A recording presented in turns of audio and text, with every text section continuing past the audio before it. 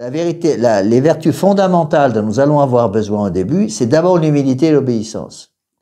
Or, l'homme moderne est pétri d'orgueil. Et c'est cet orgueil qui empêche l'homme moderne d'utiliser son intelligence pour comprendre ce qui se passe. C'est pour ça qu'on a tellement de mal. C'est pour ça que, surtout avec les jeunes, ils refusent catégoriquement même de réfléchir à ces sujets-là à cause de leur orgueil. Leur orgueil est tel qu'ils ne sont plus capables de s'humilier pour obéir à Dieu. Rappelez-vous la définition que je vous ai donnée. Le but de notre vie, selon notre Sainte Vierge Marie, telle qu'elle l'a expliqué à Saint Ignace de Loyola, l'homme a été créé pour louer, honorer et servir Dieu. Donc je suis créé, donc je suis dans un état de dépendance puisque je suis une créature et que Dieu est créateur. J'ai donc des devoirs à remplir et je suis créé pour obéir. Essayer de faire comprendre à l'homme moderne qu'il est créé d'abord par Dieu, deuxièmement pour obéir à Dieu, troisièmement, bon courage. C'est presque impossible.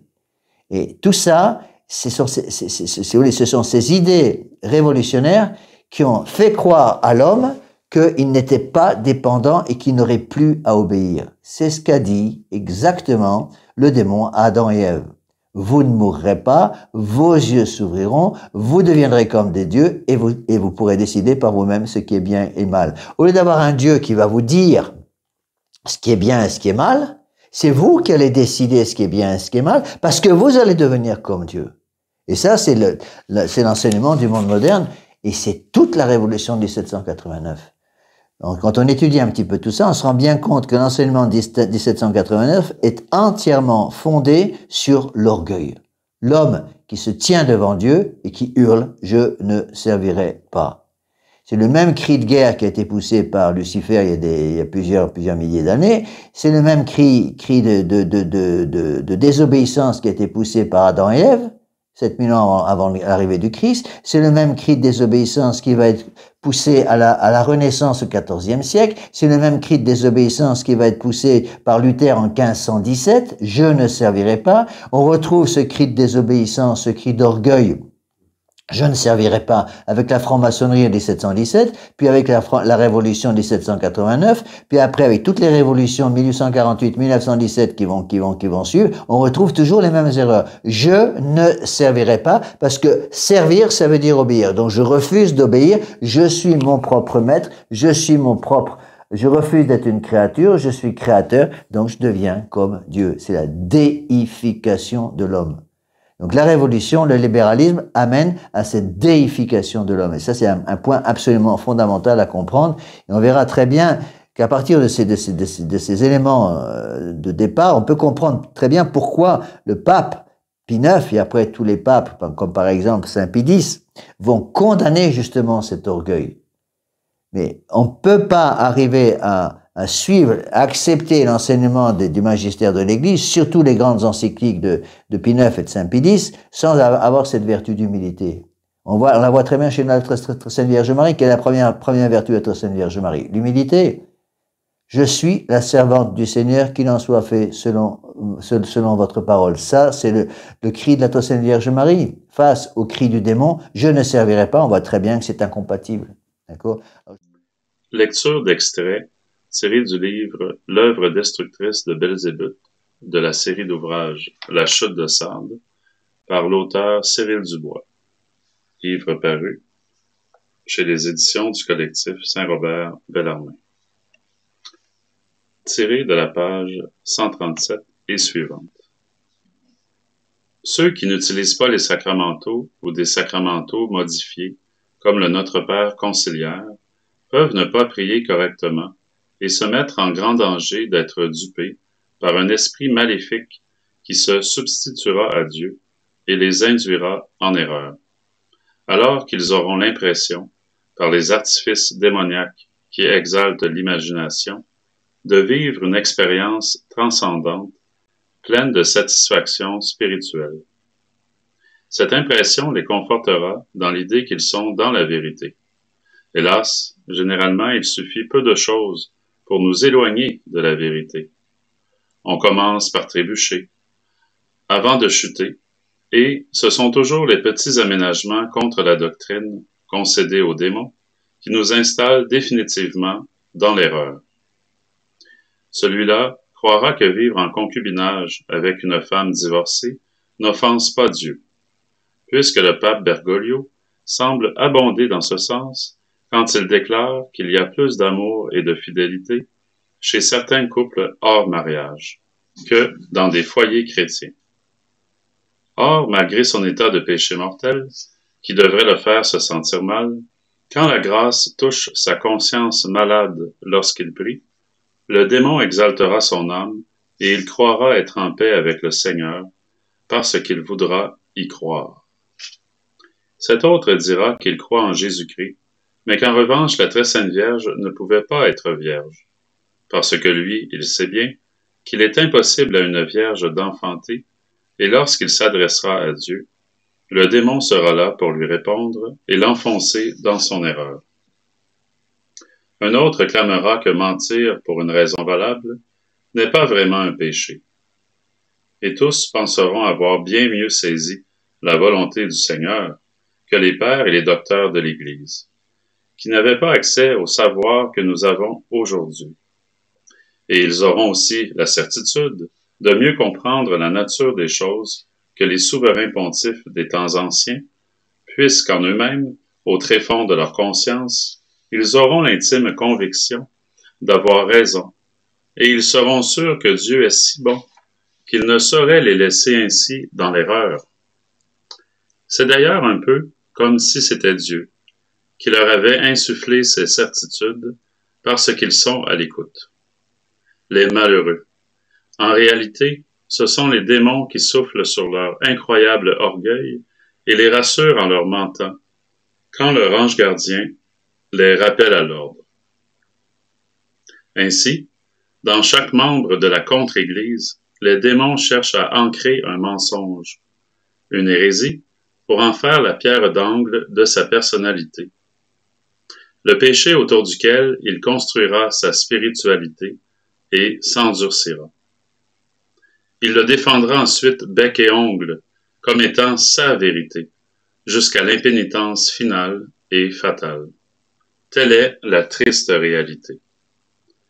Ce concept inepte de vérité relative que la révolution maçonnique a essaimé transforme la perception de la réalité qui, effectivement, peut être différente selon les individus, en une vérité alternative définie par celui qui la perçoit en fonction de critères aléatoires tels que le savoir ou l'intelligence, en contradiction avec la vérité immuable, qui, elle, devient un concept abstrait.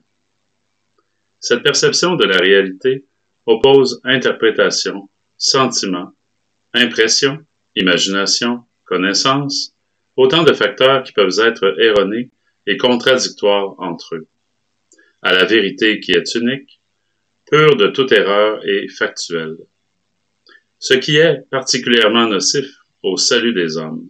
Mais les autorités de la contre-Église laissent faire, encouragent les expériences et les interprétations nouvelles. Leur chef le premier, dit Bergoglio, entre parenthèses, fait fi du magistère de l'Église, au vu et au su du monde entier et de toute la chrétienté, face à laquelle il se dresse pour vomir ses blasphèmes et son mépris de l'Église du Christ. Alors, pendant ce temps, qu'y a-t-il d'étonnant à ce que le troupeau dont cet homme prétend avoir la charge erre dans la nuit, sans protection, et que la horde de démons malveillants agisse comme une meute de chiens errants croisant un troupeau sans surveillance. Il s'amuse à le conduire loin de sa pâture et effraie les brebis, les poussant à fuir loin de l'Église sur une route spacieuse, facile à emprunter. Mais cette route les éloigne du chemin qui mène à notre Seigneur Jésus-Christ. Loin du Sauveur, ils s'isolent et s'aliènent en cherchant en eux une vérité qu'ils ne trouveront jamais en dehors du corps mystique de notre Seigneur Jésus-Christ. Alors privés de la charité qui unit les catholiques les uns aux autres dans le corps mystique de notre Seigneur Jésus-Christ, et leur fait accepter leur place comme membres de ce corps, ces pauvres âmes se comportent déjà un peu comme les damnés repliés sur eux-mêmes, et isolés dans leurs petites cellules pour l'éternité, parce que la contre-Église post-Vatican II a fait d'eux des entités exaltées, indépendantes, soumises aux caprices de l'imagination, rebelles au dogme et au magistère de l'Église. Le liant de l'Église est la charité, et sans elle, le corps mystique du Christ se délite tragiquement. Sans charité, il n'y a pas d'unité. Or, parce que l'iniquité a été accrue, la charité du plus grand nombre a été refroidie, et plus que jamais l'Église est fractionnée en individualités qui s'opposent avec pugnacité au lieu de se rassembler, y compris dans le petit reste de la tradition. Partout, ce n'est que division. Et parce qu'il n'y a plus d'âme généreuse, l'Église est éclipsée. C'est un fait que les catholiques de la fin du 5e âge manquent singulièrement de charité entre eux, et c'est pour cette raison qu'il est difficile aux non-catholiques de distinguer où se trouve l'Église, car le Seigneur a clairement enseigné que c'est à la charité que l'on reconnaîtrait ses disciples. Il est en effet écrit « Je vous donne un commandement nouveau, qui est que vous vous aimiez les uns les autres, comme je vous ai aimé. C'est en cela que tous connaîtront que vous êtes mes disciples, si vous avez de l'amour les uns pour les autres. » Or, sans cette charité visible, palpable, indéniable, qui doit unir les chrétiens entre eux, l'Église ne pourra pas se rétablir. Elle continuera à être éclipsée par la contre-Église post-Vatican II, qui affichera toujours une bienveillance hypocrite qui peut être prise pour de la charité. Le poison du libéralisme, qui conduit à l'individualisme le plus abject, doit être extrait du corps mystique du Christ, et l'anticorps qui éliminera ce poison est la charité. C'est d'une véritable réforme des cœurs dont l'Église a besoin. Les chrétiens doivent réapprendre qu'il faut chercher à servir et non à être servi, qu'il faut chercher à donner et non à consommer. Hélas, par le libéralisme, la spiritualité mortifère de la contre-Église a empoisonné l'Église et éloigné les chrétiens les uns des autres. Elle les divise et fragmente le corps mystique du Christ en entités égoïstes qui ne veulent plus ni du magistère, ni de la vérité révélée, et qui acceptent encore moins de pratiquer la charité. Cette dispersion des volontés qui caractérise l'Église de Sardes fut amorcée dès le début du 5e âge de l'Église par l'apparition du vecteur de fragmentation infinie qu'est le protestantisme, dont la contre-Église post-Vatican II est la pénultième dilution, avant la mise en place de la religion universelle noachite. Cette caractéristique manifeste de l'Église de notre âge met en évidence une terrible réalité. La tolérance humaniste des hérésies de la Renaissance a abouti au libéralisme. L'hérésie radicale qui a fini par accoucher du modernisme, que saint Pédis nommait l'égout collecteur de toutes les hérésies. Et ce mal sournois a contaminé à des degrés plus ou moins importants la spiritualité de pratiquement tous les catholiques en les aliénant les uns des autres. Je frapperai le berger et les brebis seront dispersées, avait dit le Christ peu de temps avant sa mort, dans Saint Marc chapitre 14, verset 27. Il prophétisait le désarroi qu'éprouveraient ses apôtres et la dispersion à venir de ses disciples. Aujourd'hui, ces paroles résonnent à nouveau. Le loup infernal déguisé en brebis est entré dans la bergerie, et le mercenaire, à qui n'appartiennent pas les brebis, les a abandonnés à une mort certaine. Depuis, le loup maraude sans être inquiété. Il ravit avec voracité les brebis et disperse à nouveau le troupeau, selon la parole divine. La dispersion doctrinale et l'individualisme des membres de la contre-Église post-Vatican II est une des caractéristiques frappantes qui montrent que cette communauté sans unité n'est pas l'Église du Christ. On y voit entre guillemets des cardinaux, des évêques et même de simples prêtres se permettre de critiquer ouvertement et publiquement les propos de leur pape, entre guillemets, voire même de contester ses décisions et de lui désobéir, parce qu'ils pensent mieux savoir ce qu'ils ont à faire que celui qui est censé être le vicaire du Christ.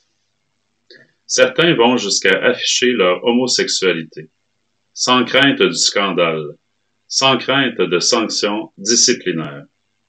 Quant aux fidèles, ils sont au diapason de ce clergé, et la plupart d'entre eux s'autorisent à avoir un avis sur tout, sans se soucier une seconde de savoir si cet avis est conforme aux enseignements de l'Église. Pire encore, ils dénient à l'Église le droit d'exercer son magistère au nom du principe maçonnique de liberté de pensée. Or, paradoxalement, cette atomisation incroyable permet à une grande partie de la tradition d'évoluer dans cette fausse Église, qui n'a ni unité doctrinale, ni unité corporelle, en affirmant à être une partie de cet agglomérat, pourtant plus proche de la synagogue et du Talmud que de l'Église et des saints évangiles. Car si les talmudistes insinuent que la vérité peut contenir des points de vue contradictoires, puisque c'est le cas dans le Talmud, l'Église catholique affirme strictement l'inverse. Tout simplement parce que l'erreur et la vérité ne peuvent pas cohabiter. Comme la lumière chasse les ténèbres, la vérité chasse l'erreur. Et le dogme qui affirme que l'Église est une implique que son magistère ne porte en lui aucune contradiction. L'Église est le corps mystique du Christ. On ne le répétera jamais assez. Et le Christ est la vérité selon ses propres mots. La vérité, la vie et la voie. Or, pour que ce corps soit un corps vivant, saint, lumineux, un phare dans les ténèbres du monde, il doit chérir la vérité. Il doit s'appuyer sur elle, s'en nourrir. Il doit la défendre, la sauvegarder et la transmettre. Elle doit être son combustible pour qu'il soit la lumière du monde, comme telle est sa vocation, et que les âmes dans les ténèbres puissent s'orienter grâce à elle et entrer à leur tour dans cette lumière bienfaisante en devenant membres de ce corps mystique par la réception du baptême. Le corps mystique ne doit pas servir de support à l'erreur. Il doit la combattre coûte que coûte. Sinon, il n'est qu'un corps mort, et un corps mort coule au fond des abîmes où la lumière ne pénètre plus. L'unité doctrinale du corps mystique du Christ, sa charité et son amour de la vérité montrent où sont la vérité, la voie et la vie éternelle. Là où se trouve le paradoxe, là n'est pas l'Église. L'Église est une, elle ne peut pas contenir en son sein une chose et son contraire. De même qu'elle est sainte et ne peut donc pas contenir en son sein d'hérésie ni d'erreur. De même qu'elle est catholique et accueille tous ceux qui cherchent la vérité révélée pour s'y soumettre, de même enfin qu'elle est apostolique et ne peut donc pas contenir en son sein d'hommes qui prétendent que le salut peut s'obtenir autrement que par notre Seigneur Jésus-Christ. Ceux qui prétendent le contraire sont des ennemis de la vérité, et les ennemis de la vérité ne se trouvent pas dans l'Église. Leurs mots viennent du père du mensonge qui les inspire.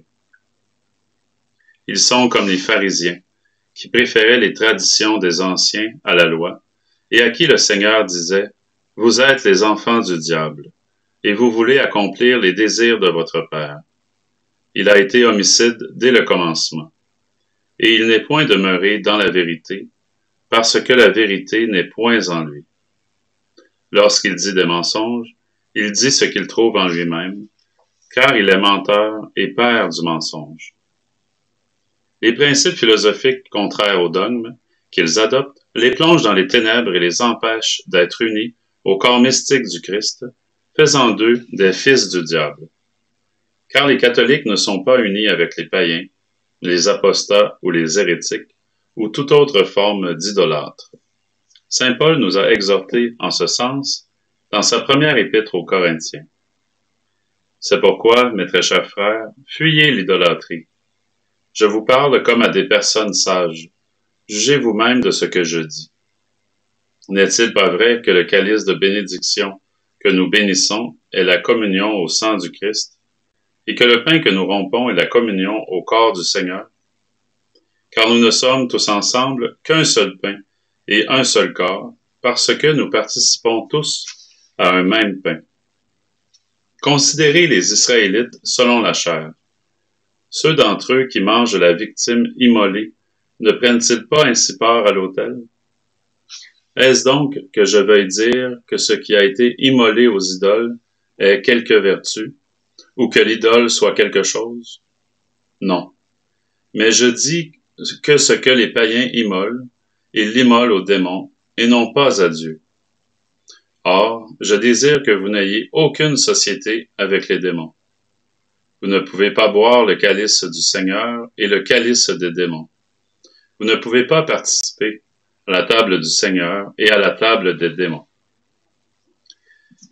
C'est une chose certaine que saint Paul a proscrit de participer à la table des démons. Or, cette table que la contre-église post-Vatican II a dressée sur l'autel depuis le Novus Ordo Missae pour accomplir son rite sacrilège qui profane les églises, les cathédrales et les basiliques du monde entier, n'est-elle pas justement la table des démons? En considérant les actes et les paroles du chef de la contre-église post-Vatican II, on est en droit de se poser la question. Et à dire vrai, on en a le devoir.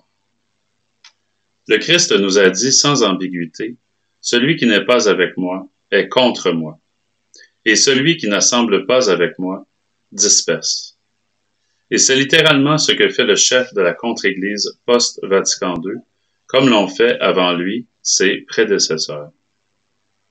Il disperse les âmes dans toutes les directions, sauf dans la bonne, en favorisant la fragmentation du corps mystique du Christ en entités individualistes dont Satan ne fera qu'une bouchée. Il est écrit que l'on ne peut manger à la table du Christ et à la table des démons, et aussi que l'on ne peut servir 2 maîtres à la fois. Et il est évident que l'on ne peut être enfant de lumière et fils des ténèbres, tant les ténèbres ne peuvent subsister en présence de la lumière. L'enseignement du grand saint Paul est très clair sur le sujet. Il nous dit « Car vous étiez autrefois ténèbres, mais maintenant vous êtes lumière dans le Seigneur. Marchez donc comme des enfants de lumière, car le fruit de la lumière consiste en toutes sortes de bonté, de justice et de vérité. Examinez ce qui est agréable à Dieu, et ne prenez point part aux œuvres infructueuses des ténèbres, mais plutôt condamnez-les. » Fin de la citation. C'est là notre devoir. Il faut condamner les œuvres infructueuses des ténèbres, car s'il existe une unité dans l'Église, liée à sa nature corporelle, il existe aussi, non pas une unité, mais plutôt une forme de collusion contre l'Église, regroupant tous ceux qui sont en dehors du corps mystique. Il constitue le corps informe des réprouvés. On se rappelle à ce propos de saint Augustin qui évoquait 2 amours qui ont fait 2 cités, en référence à l'ouvrage de saint Augustin, de sa citation, 2 amours ont donc bâti 2 cités, l'amour de soi jusqu'au mépris de Dieu, la cité de la terre, l'amour de Dieu jusqu'au mépris de soi, la cité de Dieu. Donc, dans son ouvrage, la cité de Dieu. Donc, je reviens. On se rappelle à ce propos de saint Augustin qui évoquait ces 2 amours qui ont fait 2 cités, cité ayant pour lui le sens de peuple. Il expliquait que soit l'homme aime Dieu plus que lui-même, soit il s'aime plus que Dieu, et de ces 2 amours diamétralement opposés, l'un nombriliste et l'autre expansif, naissent 2 peuples qui forment 2 cités, qui s'opposent ici-bas. Le pape Léon XIII, dans son encyclique Humanum Genus du 20 avril 1884, n'enseignait pas autre chose quand il déclarait « Depuis que, par la jalousie du démon, le genre humain s'est misérablement séparé de Dieu, auquel il était redevable de son appel à l'existence et des dons surnaturels, il s'est partagé en 2 camps ennemis, lesquels ne cessent pas de combattre, l'un pour la vérité et la vertu, l'autre pour tout ce qui est contraire à la vertu et à la vérité. Le premier est le royaume de Dieu sur la terre, à savoir la véritable Église de Jésus-Christ, dont les membres, s'ils veulent lui appartenir du fond du cœur et de manière à opérer le salut, doivent nécessairement servir Dieu et son Fils unique, de toute leur âme, de toute leur volonté. Le second est le royaume de Satan. Sous son empire et en sa puissance se trouvent tous ceux qui, suivant les funestes exemples de leurs chefs et de nos premiers parents, refusent d'obéir à la loi divine et multiplient leurs efforts, ici, pour se passer de Dieu, là, pour agir directement contre Dieu. Fin de la citation.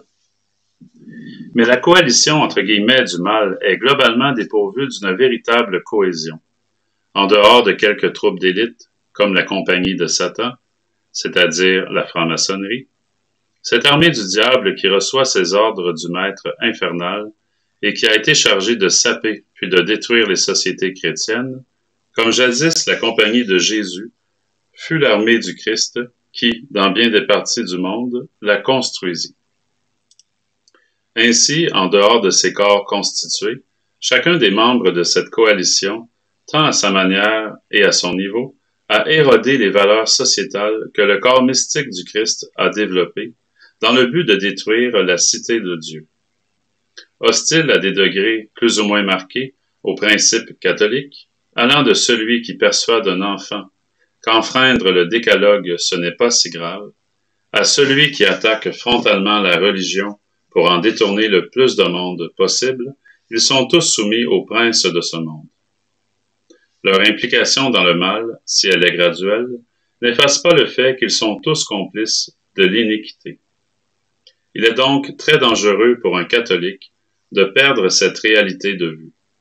Et si le catholique doit garder un cœur plein de compassion pour les pécheurs, s'il doit les aider à se tourner vers le Sauveur miséricordieux, la prudence commande qu'il fasse la distinction entre le pécheur qui demeure dans le corps mystique, même s'il en est un membre mort, de celui qui, par sa propre volonté, choisit d'être un soldat de Satan et de faire le mal. Fin de la citation des extraits de l'œuvre destructrice de Belzébuth, de la série La chute de Sade, écrite par l'auteur Cyril Dubois. Vous pouvez commander cet ouvrage ainsi que les 2 autres tomes déjà sortis dans la série sur le site web du collectif Saint-Robert-Bellarmin, la maison d'édition, dont je vais mettre le lien sous la description de ma vidéo. Aussi, l'extrait que vous avez vu au début, c'était l'abbé Laffitte, dans le cadre des conférences qu'il donne intitulées « Actes du magistère ». Donc, c'était tiré du cours numéro 4. Je vais également mettre le lien de sa chaîne YouTube et du site web Dame Marie sous la vidéo.